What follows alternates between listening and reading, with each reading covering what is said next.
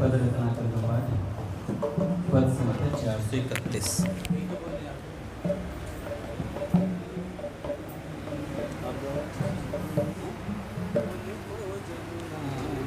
मैं करा पद रत्नाकर का पाठ पद संख्या 431। आज देख आई हूँ सजनी उनको जमुना तीर रे। आज देख आई हूँ सजनी उनको जमुना तीर रे। निरखे अति निकट सोनख सिख तब ते भई हूँ अधीर रे। निकट सोनख सिख तब ते भई हूँ। मैंने सुन्यो नाम ले मेरो मुरली माई सुजान री।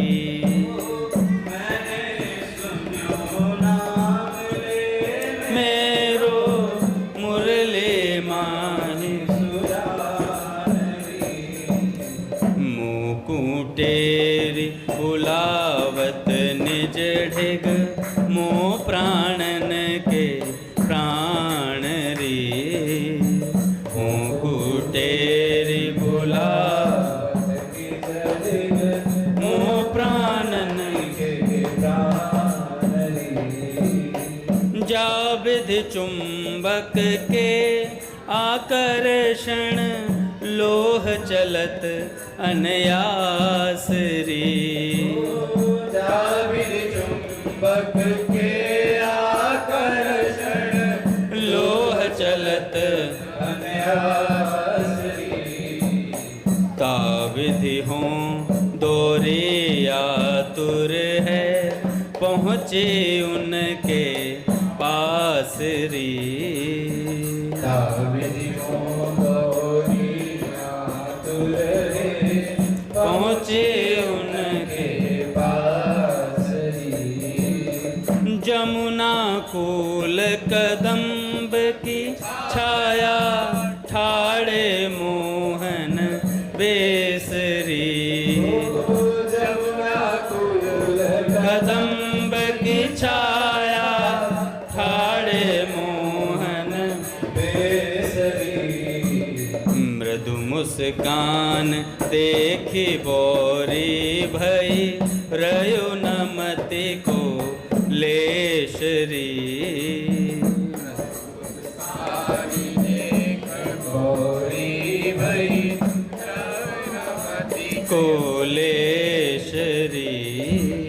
ठाड़े माटी की पुतरी जो नाहि काल को ज्ञान रे। ठाड़े माटी पुतरी जो नाहि काल को ज्ञान रे। रूप सुधा पी पियति माती मिट गयो तन को भान रे। रूप सदा पियति माती भान रे। मौते कही जाहु घर अपने मन मह भर अनुराग रे। जाहु घर अपने मन मही भरी अनुराग रे। चली देह तब अभिमंत्रित से प्रियतम को संग त्याग रे। चली देह तब अभिमंत्रित से प्रियतम को संग त्याग रे। मन रह गयो श्याम चरणन मह सरबस आई सौंप रे। मन रह गयो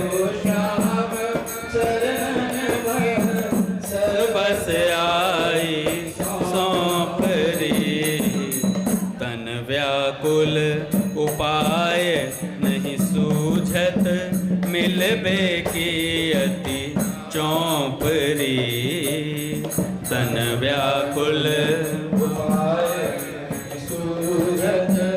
मिलबे की अति चौपरी।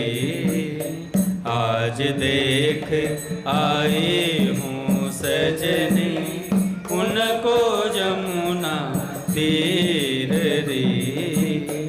आज देख आई हूँ सजनी, उनको जमुना तीर रे। राधा राधा राधा राधा राधा राधा राधा।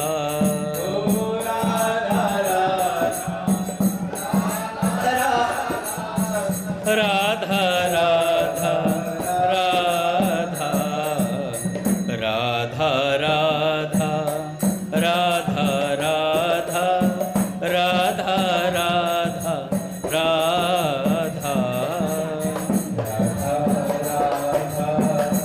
राधा राधा राधा राधा राधा।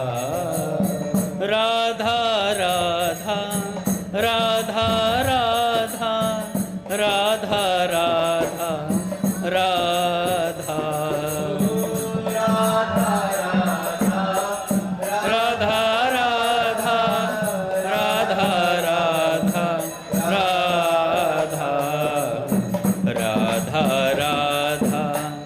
राधा राधा राधा राधा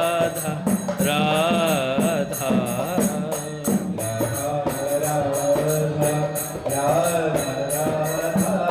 राधा राधा राधा राधा राधा राधा राधा राधा राधा राधा।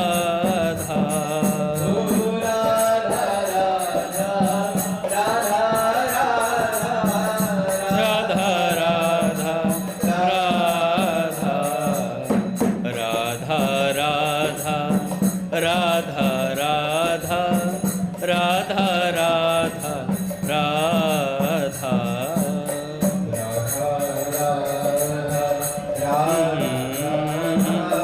राधा राधा राधा।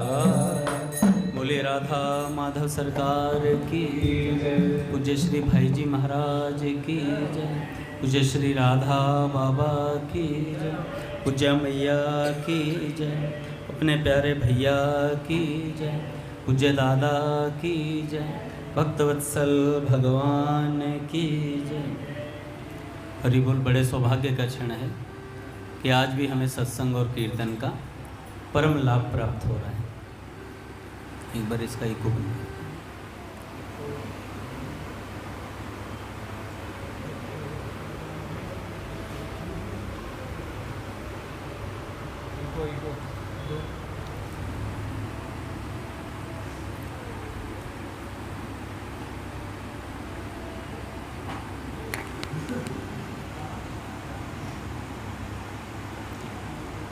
संतों का कहना है कि बड़े भाग मानुष तन पावा, सुर दुर्लभ सदग्रंथन गावा। कि ये मनुष्य शरीर बड़ी मुश्किल से मिलता है और शरीर मिलने के बाद फिर हमें भक्तों का संग मिल जाए, भगवान की बात सुनने को मिल जाए। ऐसा हमारे पूज्य भैया कहते हैं कि इतने बड़े विश्व ब्रह्मांड में भारत देश, भारत में भी फिर उत्तर प्रदेश में भी फिर गाज़ियाबाद, फिर साहिबाबाद, फिर गणेशपुरी, और गणेशपुरी में ये नारदे निकुंज का मंदिर, और मंदिर में फिर ये ठाकुर जी, और उसमें हम जैसों की छोटी छोटी बुद्धियाँ हैं। तो इतने बड़े विश्व ब्रह्मांड में हम लोगों को ये मौका मिला है कि भगवान की तरफ हम चलें, भगवान को पाने के रास्ते पर हम चल पड़ें। अच्छा, पूजा पाठ तो सभी लोग करते हैं, जैसे भी करते हैं वो भी ठीक है, किसी ना किसी तरीके से किसी भी भाव से लगे हुए हैं भगवान में, वो भी बहुत उत्तम बात है। लेकिन मानव जीवन का लक्ष्य प्राप्त हो जाना, हमें ये पता चल जाना कि हमारा जो जीवन है हमें मिला है भगवान से मिलने के लिए, खुली आँखों से इसी जन्म में भगवान के दर्शन कर पाएँ, ऐसा सौभाग्य बहुत कम लोगों को मिलता है। और उन बहुत कम लोगों में से हम लोग कुछ हैं जो इस रास्ते पर चल रहे हैं।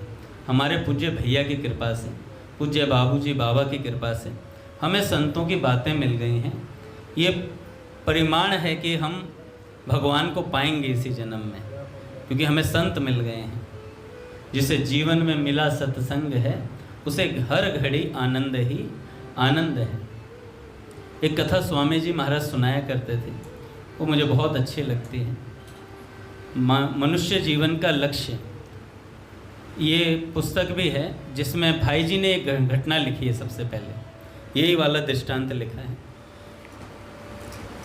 एक राज्य था, उसमें एक नियम था कि 1 साल तक ही कोई राजा रहता था। ये भाई जी ने मानव जीवन का लक्ष्य पुस्तक में पहली घटना लिखी है। स्वामी राम सुखदास जी महाराज भी सुनाते थे। अच्छा, आप जब इन महात्माओं की पुस्तकें पढ़ेंगे, आपको केवल भगवान की बातें नज़र आएंगी, भक्तों की बातें नज़र आएंगी, अपना मंडन नज़र नहीं आएगा कहीं। आप कभी गीता प्रेस की पुस्तक पढ़ेंगे, आप देखना, अपने बारे में बहुत कम बोलते नज़र आएंगे, नज़र ही नहीं आएंगे असल में। तो केवल भगवान और भगवान के भक्तों की बातें। तो जब ये दृष्टांत पढ़ा तो उसमें एक राज्य था, उस राज्य में 1 साल के लिए राजा बनाया जाता था, और उसके बाद उसे उसके कपड़े उतार करके जंगल में छोड़ दिया जाता था। हैं? नाव में छोड़ा जाता था। गधे पे तो बैठ जाए तो अलग बात है लेकिन 1 साल के लिए राजा बनाया जाता था, और उसके बाद उसे नाव में बिठाकर जंगल में छोड़ दिया जाता था। अब जो कोई भी आता 1 साल के लिए राजा बनता, तो वो यही सोचता कि यार बड़ी मुश्किल से सत्ता हथियाई है, हाथ में आई है, तो 1 साल मौज उड़ा लें। आता और अपना महाराज मौज मस्ती में लग जाता। कभी पिक्चर देखने जा रहा है, कभी डिस्को में जा रहा है। जैसा आज के परिप्रेक्ष्य में बता रहा हूँ, भाई जी ने तो ऐसा नहीं बताया, लेकिन कहने का अर्थ यही है कि मौज मस्ती में लग जाता है। 1 साल मिला, भैया राज्य में मदिरा पान कर रहा है और भाई नृत्य देख रहा है, बैठ करके आनंद मग्न है। पूरा 1 साल ऐसे ही बिता देता था। और जो भी राजा आता यही करता 1 साल मटर गश्ती करता खूब।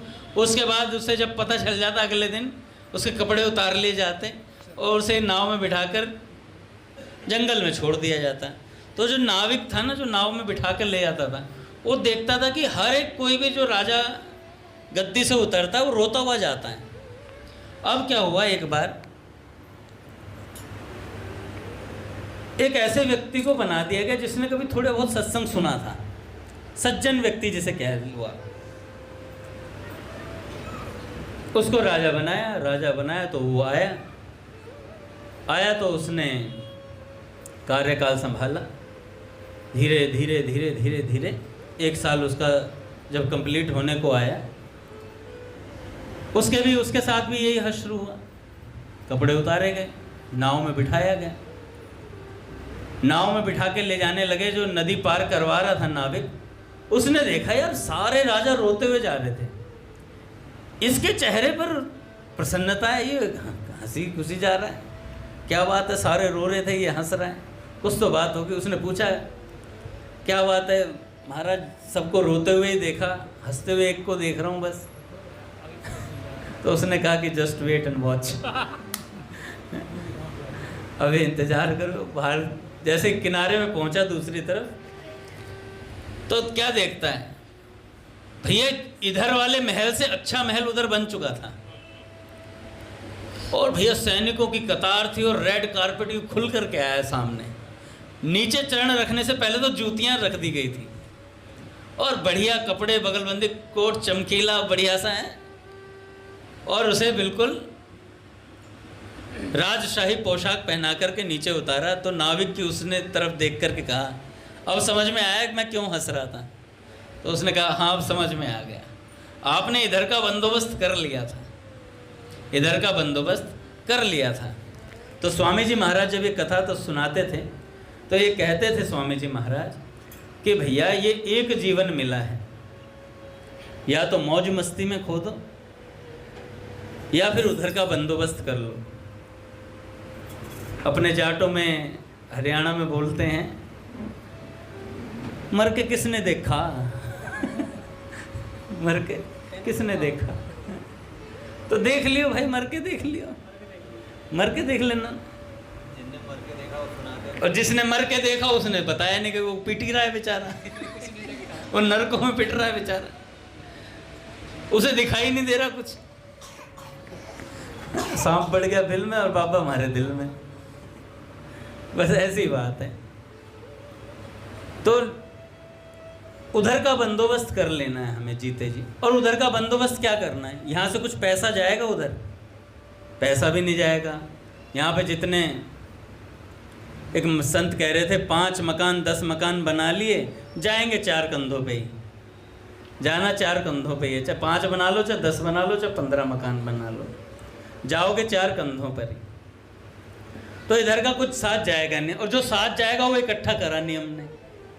क्या साथ जाएगा? भगवान का नाम साथ जाएगा, उसके अलावा कुछ साथ नहीं जाएगा। आप लोगों को कुछ भी साथ नहीं जाएगा।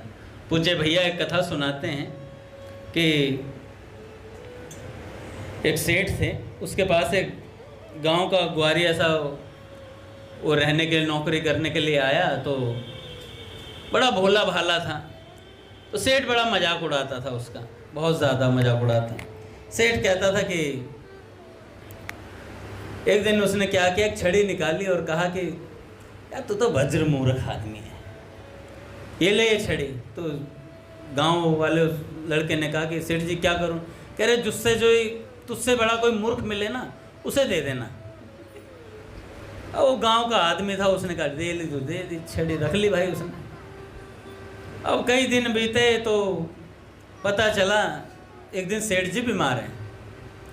बेचारा वो गांव का आदमी वो देखने के लिए गया। कह रहे सेठ जी आपकी तो तबीयत बहुत ख़राब है।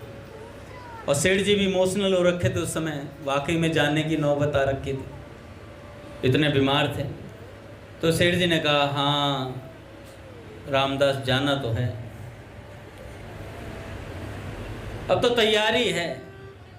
अब तैयारी सुनी तो रामदास तो भोला सा आदमी था, उसने सोचा कहीं ऋषिकेश हरिद्वार वगैरह कहीं जा रहा होगा तो कहने लगा सेठ जी सामान रख लिया?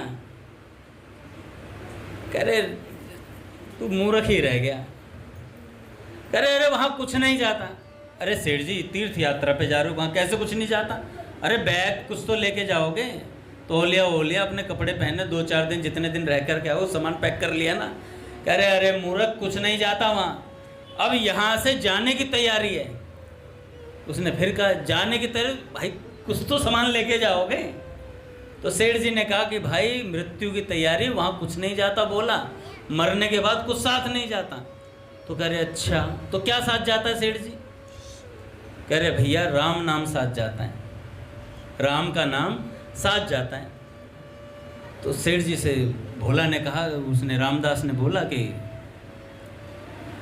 सेठ जी फिर तो आपने तो बहुत इकट्ठा करा होगा,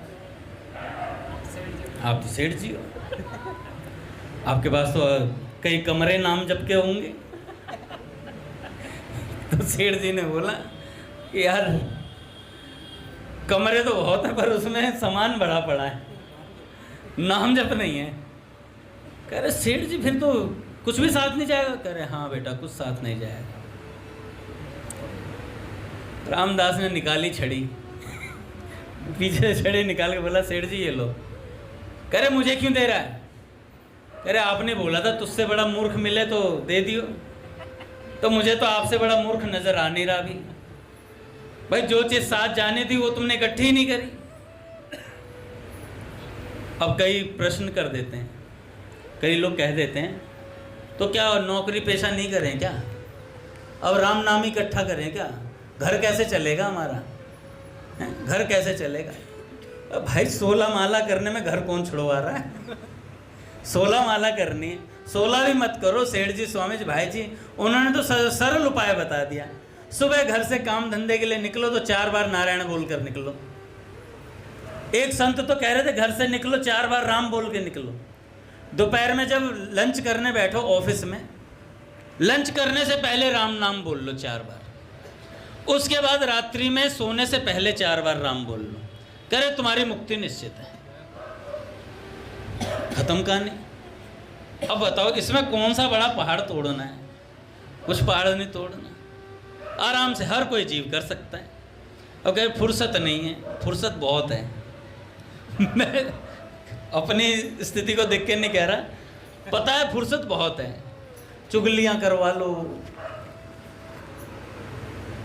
IPL दिखवा लो, घंटों घंटों, अभी भी हो सकता है स्टेट लोग देख रहे हो घर बैठे स्कोर क्या हो रहा है, सीरियल दिखवा लो, कितना घंटों टाइम है।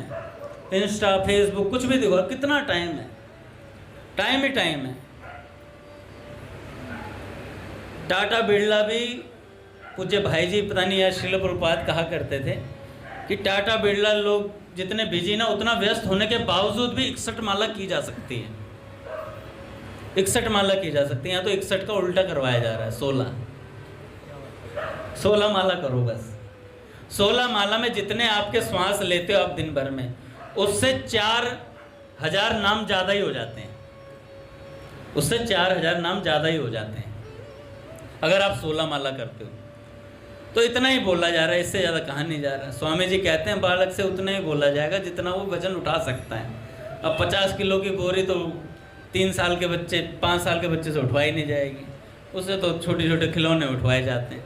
तो ऐसे ही हम लोगों से छोटे छोटे खिलौने हैं नाम जप के, खेलो इनसे, और यही खिलौने हमारा काम कर देंगे, हमें भगवान से मिलवा देंगे, हमें भगवान से मिलवा। तो सेठ जी ने कहा कि भाई सही बोला तूने, छड़ी मुझे ही दे दे।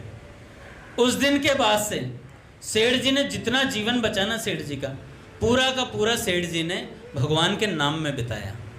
कुछ ही दिन बचे थे। उस दिन के बाद से रही सो गई अब राख रही को, कि जितनी चली गई उतनी तो बेकार हो ही गई, अब जितनी बची उतनी तो सुधर जाए। तो सेठ ने अपनी ऐसी जिंदगी सुधार ली कि जितना जीवन बचा था उतना राम नाम ले लिया। पूज्य भैया एक और बात बताते हैं। आज भी भैया ने बहुत सारे जब कथा में बोल रहे थे बड़ा रस बना आज भी सुनते सुनते, क्योंकि वैसे तो कथा का हर प्रसंग रोचक होता है, लेकिन भैया ने जो आज बताया कि भैया भजन करने वाले के लिए क्या क्या चीज़ें उसे ध्यान में रखनी चाहिए, वो विषय मुझे बहुत पसंद है। लीलाएं सुनना है बहुत पसंद है, पर मैं एकांत में सुनता हूँ ना। लेकिन साधन सावधानी, साधन भजन की बातें, सत्संग की बातें वो बहुत रुचिकर होती हैं, क्योंकि वो साधक के जीवन के चारों तरफ बाड़ा लगाती हैं माया से बचाने का। भक्तमाल में आता है ना कि चारों तरफ से अगर छोटा पौधा बोया जाए तो उसके चारों तरफ सत्संग का बाड़ा लगा दिया जाता है, जिससे कोई बकरी वगैरह उस पौधे को चर ना जाए। जब वो पौधा बड़ा वृक्ष बन जाता, तना इतना मोटा हो जाता है, उसका अच्छे से पक जाता है, बड़ा हो जाता है, तब उससे हाथी भी बांध दो तो उखाड़ नहीं सकता उस वृक्ष को, ऐसा ताकतवर हो जाता है। तो इसलिए साधक जब भजन करना शुरू करे, भक्ति करना शुरू करे, तो सत्संग का बाड़ा लगा लेना चाहिए उसे चारों तरफ। दिन भर प्रयास करे, जैसे ही खाली हो सत्संग की कोई बात पढ़ ले, भगवान की कोई बात सुन ले। इस प्रकार से उसके चारों तरफ सत्संग का बाड़ा हो जाएगा, तो माया रूपी बकरी उसके पौधे को चरेगी नहीं, बच जाएगा बेचारा। नहीं तो यहाँ माया पिशाचिनी पीछे पड़ी रहती है भैया।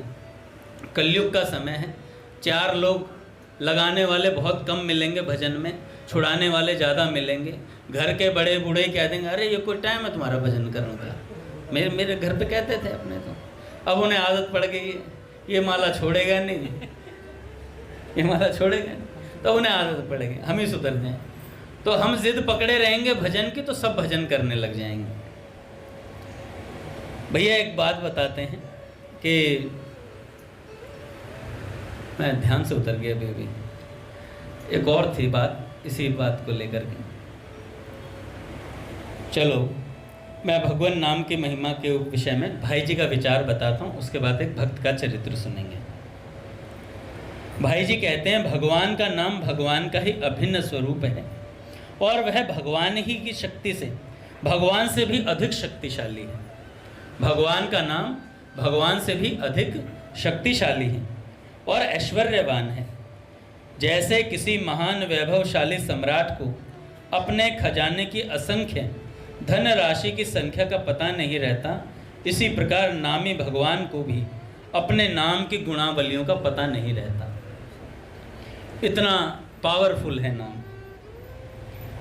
भगवान के जिस मंगलमय नाम से पंचम पुरुषार्थ यानी भगवान के प्रेम की प्राप्ति होती है, उसके बदले में मोक्ष की चाह करना भी प्रेमियों ने कामना माना है। अतएव लोक परलोक की किसी भी शुद्र महान कामना में नाम का प्रयोग करना एक प्रकार से अविवेक या मूर्खता ही है। लोक परलोक के जो भोग हैं सभी दुख योनि और विनाशी हैं। ऐसे मधुर विश्व रूप विषयों की चाह करना, नाम के बदले में उन्हें चाहना महान मूर्खता है। तुलसीदास हरि नाम सुधा तजी, सठ हटि पियत विषय विष मांगी। अतः बुद्धिमान और अपना यथार्थ कल्याण चाहने वाले पुरुष का यही कर्तव्य है कि वह अपने जीवन को भगवान के नाम में लगा दे और नाम के फलस्वरूप उत्तरोत्तर बढ़ती हुई नाम निष्ठा की ही कामना करे। यही नाम का आदर है। इसी भाव से हमें नाम जप करना चाहिए। पट खुलेंगे महाराज। श्री राम जय जय राम, जय जय राम।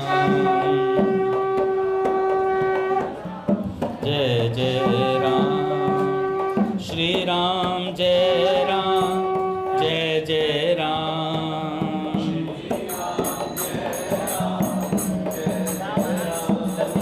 श्री राम जय जय राम।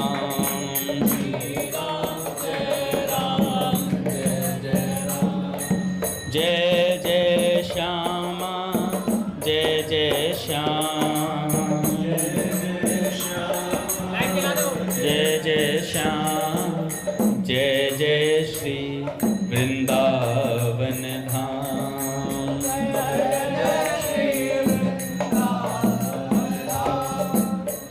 बोलिए राधा माधव सरकार की जय।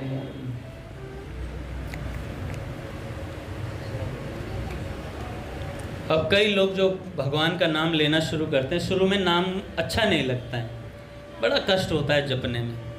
तो भाई जी कहते हैं कोई बात नहीं, शुरुआत में जब तक भगवान के नाम में रति ना पैदा हो जाए तब तक रुचि के साथ भगवान का नाम लेना चाहिए, और जब तक रुचि ना पैदा हो तब तक भगवान के नाम का अभ्यास करना चाहिए।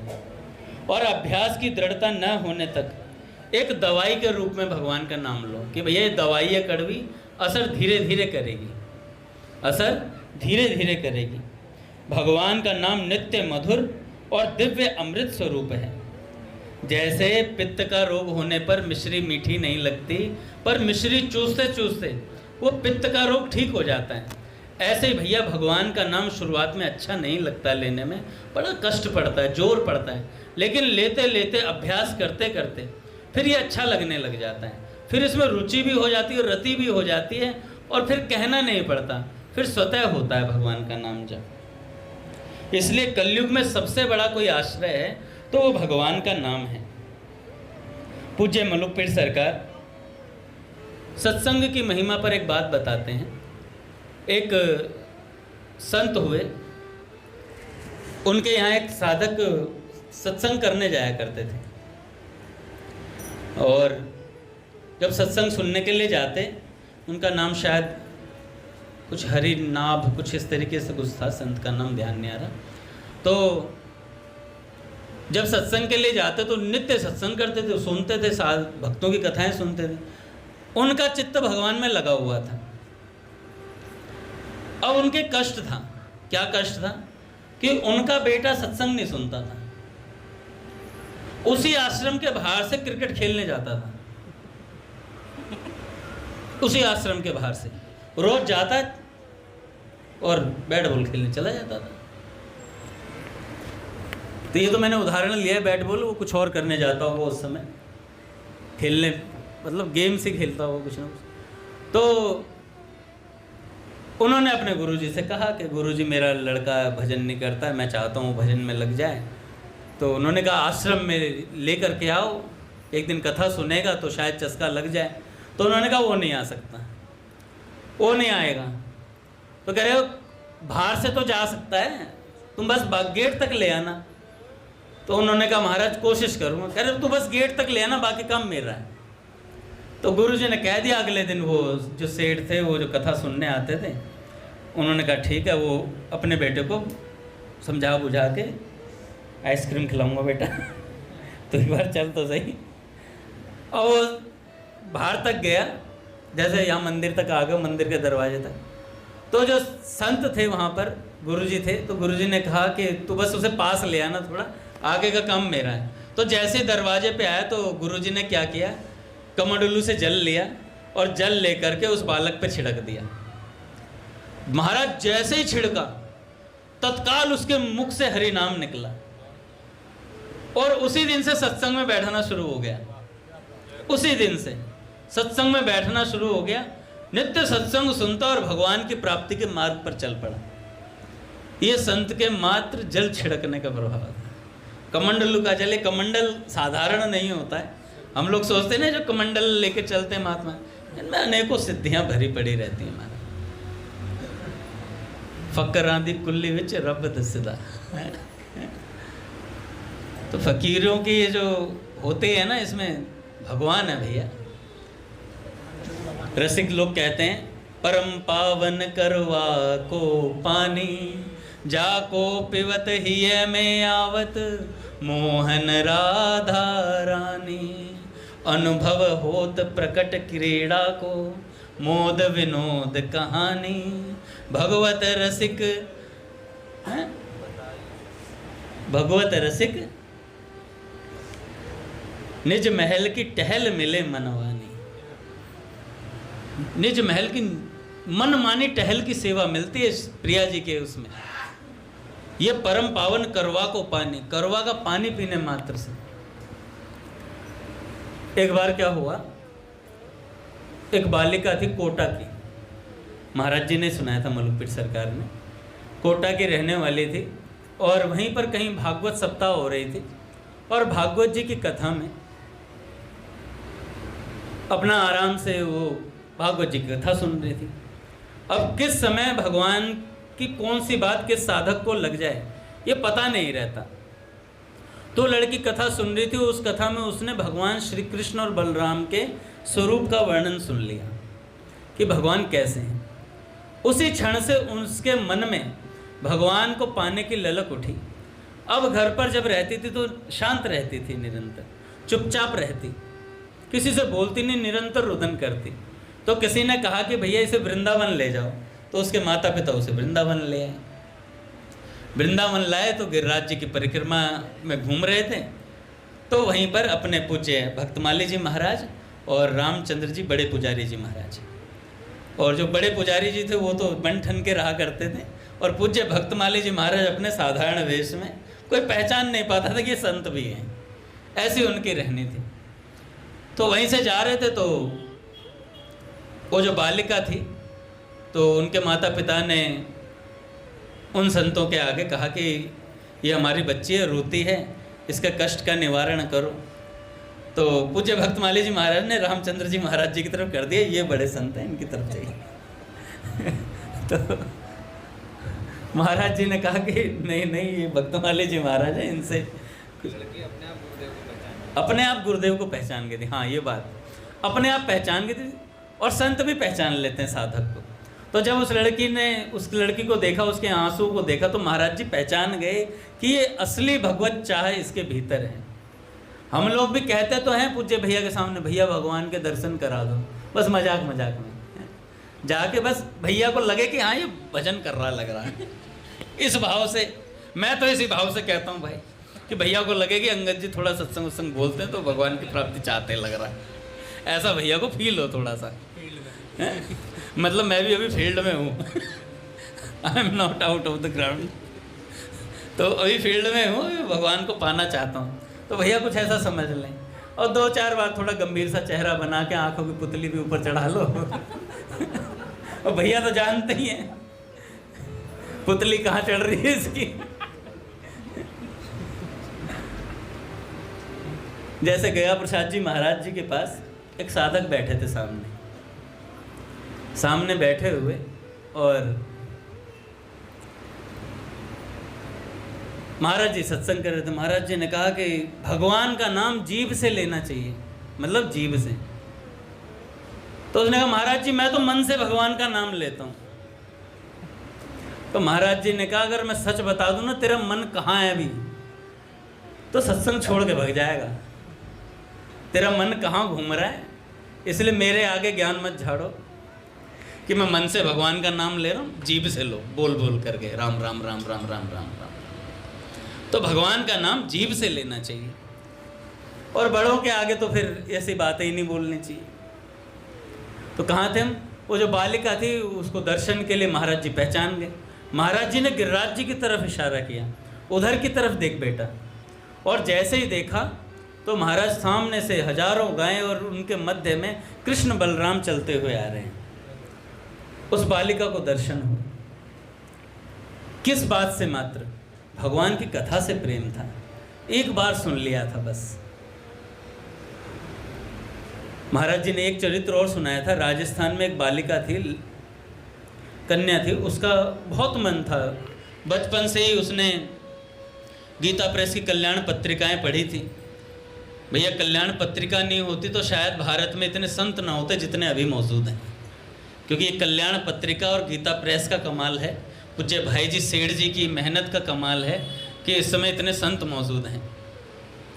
तो क्या हुआ कि वो जो बालिका थी निरंतर भजन करती थी। उसके माता पिता थे, तो माता पिता और चाह ये पैदा हो गई थी कि मैं वृंदावन जाऊं, और शायद गोपाली बाई नाम था। तो वृंदावन जाने की आस बहुत थी, भजन सत्संग जीवन भर सुना ही था। और गोपाली बाई नहीं हुआ, कुछ और था नाम शायद, तो जो भी नाम था, तो मन में था कि मैं वृंदावन जाऊं। अब माता पिता थोड़े वृद्ध हो चले, तो विवाह हुआ नहीं, क्योंकि माता पिता बीमार रहते थे। विवाह नहीं हुआ। थोड़े दिनों में क्या हुआ, उसका शरीर भी, वो भी वृद्ध होने लगी। माता पिता वृद्ध होकर के अपना भगवत धाम चले गए। अब बेचारी अकेली रह गई। अब आ तो सकती थी वृंदावन, पर शरीर जवाब दे गया था, खुद भी वृद्ध हो चली थी। मन में आस थी कि कभी वृंदावन जाऊंगी, श्री कृष्ण का दर्शन करूंगी। अपना उसी कुटिया में एक कमरा था, उसी में रह करके अपना भजन करती और खाट में पड़ी रहती थी। पर आस थी कि कभी श्री कृष्ण का दर्शन होगा, कभी श्री कृष्ण की कृपा होगी। तो इसी आस में उन्होंने जीवन बिताया। एक दिन क्या हुआ, खाट पर लेटी हुई थी। खाट पर लेटे लेटे क्या दिखाई देता है, सामने वाली दीवार पर जमुना जी बहती दिखाई दी। खाट के पास में सामने जमुना जी दिखाई दे रही हैं, और वहीं पर श्री कृष्ण का दर्शन हुआ। वहीं पर जमुना जी बह रही है, श्री कृष्ण का कमरे में ही, महाराज कमरे में दर्शन हो गया श्री कृष्ण का। तो भगवान की प्राप्ति के लिए चाह की आवश्यकता है, व्याकुलता होनी चाहिए, एक इच्छा होनी चाहिए बस। देखो संसार की इच्छा से संसार नहीं मिलेगा, पर भगवान की इच्छा से भगवान जरूर मिल जाएंगे, ये गारंटी है। ऐसा संतों ने कहा है, ऐसा संतों ने कहा है। तो भैया एक भक्त हुए, भक्त का नाम है कुर्मदास। कुर्मदास, और पैठन गांव में कुर्मदास नाम का एक व्यक्ति था। जन्म से ही उनके हाथ और पांव नहीं थे, जन्म से ही हाथ भी नहीं थे, पांव भी नहीं थे। एक दिन उसके गांव के मंदिर में कीर्तन था, वह रेंगते हुए कीर्तन सुनने पहुंचा, इसलिए कुर्मदास नाम था। रेंगते हुए कीर्तन सुनने के लिए गया। देखो रेंगना ना पड़े अगले जन्म में, इसलिए इस जन्म में हाथ पैर रहते हुए भजन कर लो, वरना अगले जन्म में कुछ भी हो सकता है। कीर्तन करने वाला हरिदास नाम का व्यक्ति बड़े ही प्रेम से भगवान की लीलाओं का वर्णन कर रहा था। जहाँ पर वो गया मंदिर में, वहाँ पर हरिदास नाम का एक व्यक्ति था और कीर्तन कर रहा था और भगवान की लीलाओं का वर्णन कर रहा था। हरिदास जी ने कीर्तन में विट्ठल के पंढरपुर क्षेत्र का, उसकी अलौकिक महिमा बताई। अच्छा, पंढरपुर की उस महिमा को सुनकर के कूर्मदास के मन में आया कि विट्ठल की इतनी सारी आनंदमयी लीलाएं हैं, भगवान विट्ठल के क्षेत्र पंढरपुर का दर्शन कर पाऊं तो कितना आनंद मिलेगा। अब बेचारे के ना हाथ है ना पाँव है, मन में जिज्ञासा आ गई भगवान की लीलाओं को सुन करके कि मैं भी पंढरपुर जाऊं और भगवान की इन लीलाओं का दर्शन करूं। ये कथा का स्वाभाविक फल है। अगर साधक सत्संग सुन रहा है, कथाएं सुन रहा है, भगवान की लीलाएं सुन रहा है और उसके मन में भगवान की चाह उत्पन्न नहीं हो रही है, इसका मतलब वो ध्यान से सुन नहीं रहा है। इसका मतलब वो ध्यान से सुन नहीं रहा है। अभी भी जगत की कामनाएं बनी हुई हैं, तो और प्रयास करने की आवश्यकता है। तो कूर्मदास के मन में बात आई, भगवान विट्ठल के क्षेत्र पंढरपुर का दर्शन कर पाऊं तो कितना मजा है। एक बार तो पंढरपुर जाकर दर्शन करना ही होगा।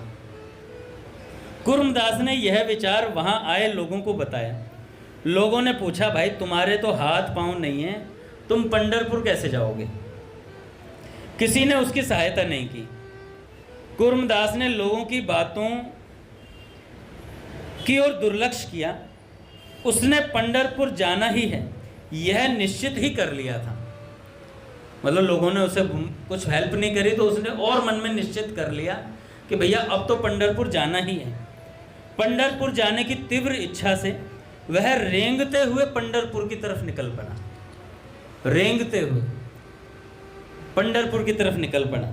रात तक वह गांव के बाहर हनुमान जी के मंदिर तक पहुंचा। दिन भर वह बिना कुछ खाए पिए पंढरपुर जाने की इच्छा से आगे बढ़ रहा था।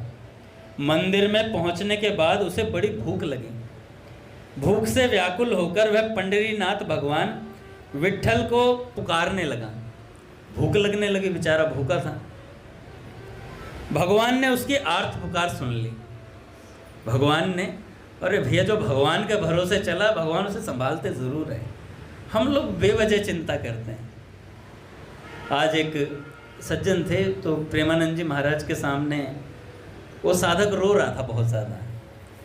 तो प्रेमानंद जी महाराज ने कहा कि बच्चा रो मत, बस तुम चिंता मत करो, तुम और मैं एक ही बाप की औलाद हैं। तुम और मैं एक ही बाप की औलाद है, फिर चिंता करने की आवश्यकता नहीं है। उस साधक ने कहा कि महाराज मैं यहाँ आने लायक नहीं था, आपके दर्शन करने लायक नहीं था, मेरी ऐसी स्थिति है। तो महाराज जी ने कहा बस तुम रो मत, सब ठीक हो जाएगा, चिंता मत करो, हम है ना। बस संत से इतना ही तो विश्वास चाहिए होता है। संत बस एक बार कहते हैं तुम मेरे हो, तो उसके बाद देखो फिर भजन में और उत्साह होना चाहिए साधक के। तो हनुमान जी के मंदिर तक पहुंचा और विट्ठल भगवान से आर्तता से पुकार करी और भगवान ने पुकार सुनी। विट्ठल भगवान एक व्यापारी का रूप बनाकर उसके सामने आए। कूर्मदास को देखकर बोले, भाई तेरे हाथ और पैर नहीं है, फिर आप यहाँ कहाँ आ गए? तब कूर्मदास ने कहा, मेरा नाम कूर्मदास है, मैं पंढरपुर जा रहा हूँ। तो व्यापारी के रूप में आए हुए विट्ठल भगवान बोले, अच्छा हुआ मुझे भी साथ में संगत मिल गई, मैं भी पंढरपुर ही जा रहा हूँ, मैं भी पंढरपुर ही जा रहा हूँ। कूर्मदास ने पूछा तो विट्ठल बोले, मेरा नाम विठोबा है, मेरा नाम विठोबा है, मैं गांव-गांव जाकर व्यापार करता हूँ और पंढरपुर में मेरी एक दुकान है, इसलिए आज यहाँ रुककर मैं आगे जाने वाला हूँ।